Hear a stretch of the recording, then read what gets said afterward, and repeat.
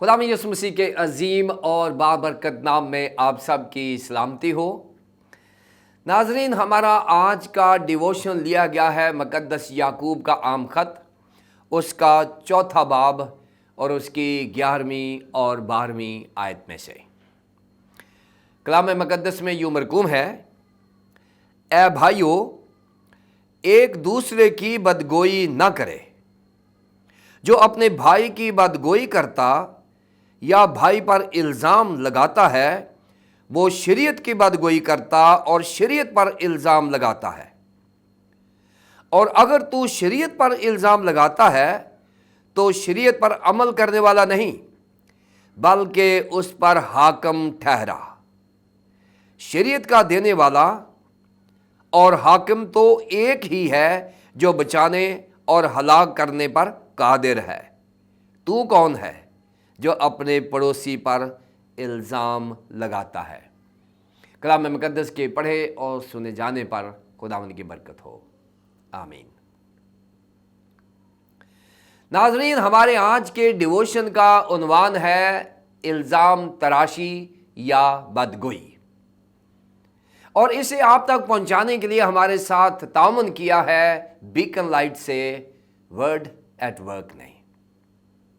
ناظرین، مقدس یعقوب نے اپنا عام خط لکھتے ہوئے اس کے 4 باب میں ایمانداروں کو معاشرے میں رہتے ہوئے معاشرتی اور سماجی برائیوں سے بچانے کی کوشش کی ہے۔ اگر آپ 4 باب کی 10 آیات دیکھتے ہیں تو اس میں 3 بڑی چیزیں ہیں جو ہمارے سامنے آتی ہیں۔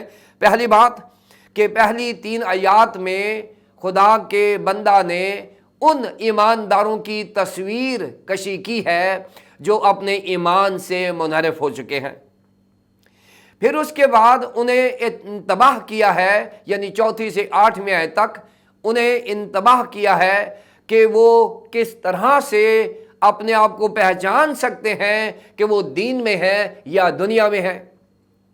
اور پھر 9ویں سے 10ویں آیت میں مقدس یعقوب نے انہیں توبہ کرنے کی دعوت دی ہے اور اس کے اصول بھی فراہم کیے ہیں۔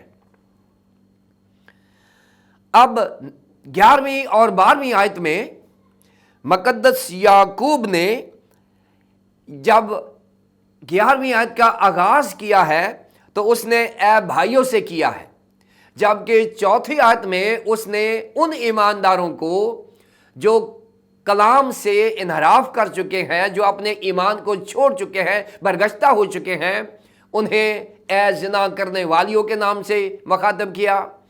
8ویں آیت میں مقدس یعقوب نے انہیں اے گناہگاروں کے نام سے مخاطب کیا، اور پھر 8ویں آیت میں انہیں 2 دلوں کے نام سے مخاطب کیا۔ یعنی مقدس یعقوب ایک پدرانہ شفقت لیے ہوئے اپنے بچوں کو ڈانٹ ڈپٹ بھی کر رہا ہے اور انہیں بچانے کی ہر ممکن کوشش کر رہا ہے، اور یہاں پر اس نے پھر ایک ایمانداروں کے لیے جو ٹائٹل استعمال کیا ہے وہ وہی ہے جس میں وہ ثابت کر رہا ہے کہ آپ میرے بہن اور بھائی ہیں۔ اور یہاں پر اس نے اے بھائیو ایڈلفوئے، اور ناظرین ایڈلفس جو ہوتا ہے، سنیں، ایڈلفس جو ہوتا ہے یہ ماں کے رحم کو یعنی ووم کو کہتے ہیں، اور ایڈلفوس جو ہے یہ بھائی کو کہتے ہیں۔ یعنی ایڈلفوس سے مراد یہ ہے کہ اے بھائیو، جو ہم ایک ہی ماں کے بطن سے پیدا ہوئے ہیں، یعنی اتنا قریبی رشتہ وہ دکھا رہا ہے اپنے ان ایمانداروں کے ساتھ۔ پہلے وہ ڈانٹ ڈپٹ کرتا ہے، بعد میں انہیں ایک ہی بطن سے پیدا ہونے والے بھائی اور بہن گردانتا ہے۔ اور یہاں لکھا ہے اے بھائیو، ایک دوسرے کی بدگوئی نہ کرے۔ اب یہ جو بدگوئی اور الزام تراشی ہے، یہ کسی بھی ایماندار کے انداز گفتگو پر اعتراض کیا گیا ہے، کیونکہ مقدس یعقوب نے اپنے 3 باب میں زبان کو اور انداز گفتگو کو ایک مین مضمون بنا کر بیان کیا ہے کہ کس طرح ایک ایماندار اپنے انداز گفتگو اور شیریں بیانی سے اپنے ایمان کا اظہار کر سکتا ہے۔ اور یہاں پر پھر 11ویں اور 12ویں آیت میں الزام تراشی اور بدگوئی۔ ناظرین، الزام تراشی اور بدگوئی جو ہے یہ اس وقت تک نہیں عمل میں آتی جب تک کسی ایماندار کی زبان حرکت میں نہیں آتی، اور زبان حرکت میں لانے کے لیے ابلیس نے یہ الزام تراشی اور بدگوئی شروع کی تھی۔ پیدائش کی کتاب کے 30 باب کی پہلی 5 آیات میں یہ جو بولنے کا عمل ہے، الزام تراشی کا اور بدگوئی کا عمل ہے، یہ ابلیس نے شروع کیا ہے۔ ناظرین، اگر آپ پیدائش پہلے باب میں دیکھتے ہیں وہاں پر خدا بولا ہے، اور پیدائش 3 باب میں بولتے ہیں وہاں پر ابلیس بولا ہے۔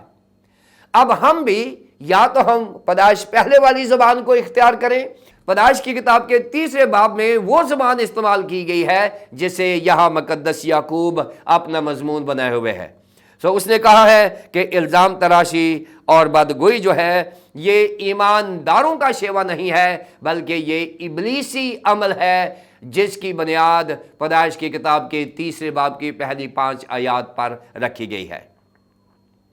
ناظرین، یہ جو بدگوئی لفظ ہے اس کو ہم ایکسیجیٹ کر لیتے ہیں۔ اس کو یونانی زبان میں کاتا لاتیتے کہتے ہیں، اور یہ جو کاتا لاتیتے ہے یہ اسی آیت میں یعنی 11ویں آیت میں 3 بار استعمال ہوا ہے، جہاں سے بدگوئی کی سنجیدگی بھی سامنے آتی ہے۔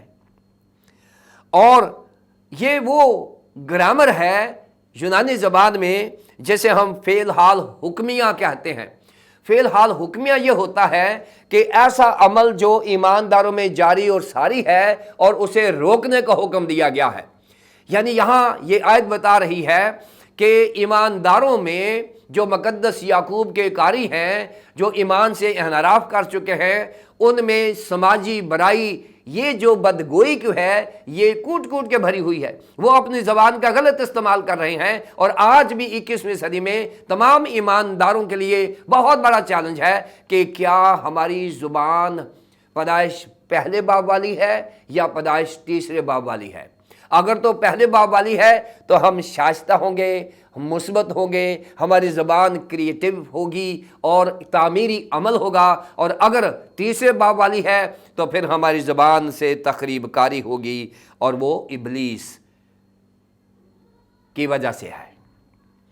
ناظرین، پرانا عہد نامہ زبور 50 باب کی 20ویں آیت میں اور نیا عہد نامہ پہلا پطرس 2 باب کی پہلی 2 آیات میں بدگوئی اور الزام تراشی کے عمل کو سختی سے روکتا ہے۔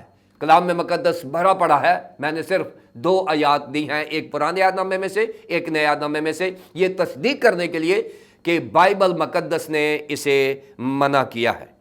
اب الزام تراشی جو ہے اس کے 3 پہلو ہیں اگر ہم اس کو دیکھیں۔ پہلی بات کہ جب کوئی بدگوئی یا الزام تراشی کرتا ہے تو وہ شریعت یعنی کلام مقدس کے خلاف گناہ کرتا ہے، اور یہاں بتایا گیا ہے کہ اگر کوئی بدتمیزی کرتا ہے یا بدگوئی کرتا ہے تو وہ شریعت پر الزام لگاتا ہے، اور پھر شریعت پر الزام لگاتا ہے تو شریعت پر عمل کرنے والا نہیں ہے بلکہ اس پر حاکم ٹھہرا۔ 3 باتیں یہاں پر بتائی گئی ہیں۔ پہلی بات کہ اگر کوئی بدگوئی یا زبان کا غلط استعمال کرتا ہے، الزام تراشی کرتا ہے، تو پہلی بات کہ وہ شریعت یعنی کلام مقدس کا مخالف ہے۔ دوسری بات کہ وہ کلام مقدس پر عمل کرنے والا شخص نہیں ہے، اور تیسری بات کہ وہ کلام مقدس پر حاکم بنا ہوا ہے، حالانکہ کلام مقدس ہمارے اوپر حاکم ہے اور ہم محکوم ہیں۔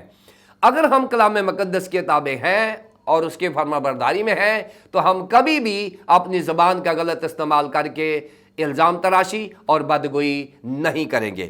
لہذا مقدس یعقوب نے اس بہت سنجیدہ سماجی برائی کو ہم سے دور کرنے کی کوشش کی ہے کہ ہم اپنی زبان سے خوبصورت الفاظ کہیں، شیریں بیانی، میٹھا کلام، نرم زبان ہڈی کو توڑ دیتی ہے۔ ناظرین، بدگوئی اور الزام تراشی سے گریز کریں، کلام مقدس کا یہی فرمان ہے اور مقدس یعقوب کی بھی یہی خواہش ہے۔ خداوند میری اور آپ کی زبان کو اتنا میٹھا کرے کہ پیدائش پہلے باب والی زبان جو خدا کی زبان ہے خدا ہمیں وہ دے تاکہ ہم تعمیری کام کرتے رہیں اور کلیسیا کی اور خاندانوں کی اور معاشرے کی تعمیر ہو۔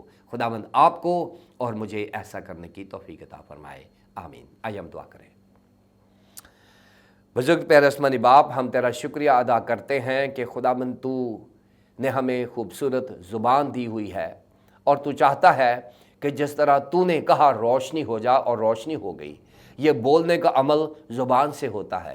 ہمیں توفیق دے کہ ہم بھی تعمیری طور پر اپنی زبان کا استعمال کریں، اور منفی استعمال جو ابلیس نے پیدائش 3 باب کی پہلی 5 آیات میں کیا ہے اس سے گریز کریں، بلکہ تیرے پاک روح کی مدد سے ہم ایسی زبان کبھی استعمال نہ کریں۔ خداوند ہماری زبان پر تیرا کنٹرول ہو، تیری منت کرتے ہیں، ہمیں توفیق دے کہ ہم تیرے کلام مقدس کے مطابق زندگی بسر کریں۔ خدا باپ، خدا بیٹے، خدا پاک روح کے نام سے، آمین۔